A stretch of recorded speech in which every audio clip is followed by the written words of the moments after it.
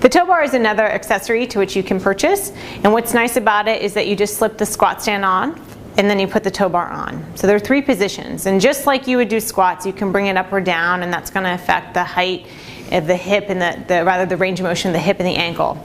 But I want to talk more about this tow bar with relationship to planking. So I'm going to have Jeff go into a kneeling position.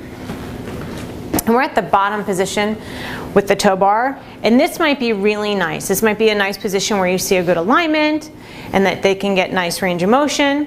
And then if I transition someone from this position to more of a full plank, so now I'm going to have you step off with one leg, bring one leg back, and then transition right into a push-up position.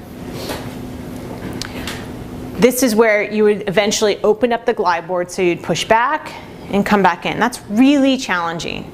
And oftentimes people don't have the upper body strength to perform such a movement pattern. So I'm going to have you kneel down. And in this circumstance, I'm going to come in and I'm going to bring the tow bar all the way to the top level. You always check to make sure it's at the top by wiggle jiggling. Very technical term. So now he's going to transition back into that plank position.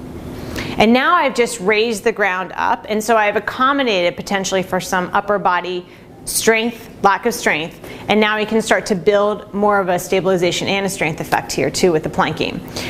When I have worked with people before, and you can take a break for a second, what I've heard 2 things. I've heard when I brought that incline up, although I haven't adjusted the incline, so I haven't really adjusted the tower height, but when I bring this up on a level, people will say the exercise feels that much harder. And what I have seen with patients is that because I've helped them with strength, all of a sudden their range of motion has increased because they have that ability to explore. So just note that sometimes when they say something or a patient says, well, this feels this way, keep asking yourself why and what have you changed and how does that affect the exercise. So another component that's nice is when if you work with Pilates and you're using the tow bar, there's an exercise called the elephant. So you're going to come all the way in. And in the typical way on the reformer, I'm going to have you stand up and you're going to bend forward. Is when someone's lacking flexibility, we typically move their feet back, and their feet you can go up onto the shoulder blocks, but we don't have them here. When you move your feet back, you actually make the exercise harder because you're starting from a more open position. So I'm going to move his feet in, and he can be round back or flat back, whichever you decide. But the focus here right now is not necessarily on the spinal position, is what I want to discuss, is the fact that if he has hamstring strength and I want to accommodate for it, you now have the ability to bring the floor up to him. So now I can raise him up and I'm bringing his trunk up so I can accommodate for that hamstring. I don't have to move the legs back and start him from a harder point of view.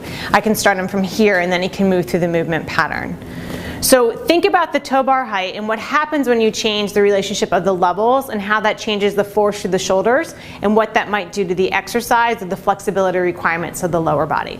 So that's the tow bar.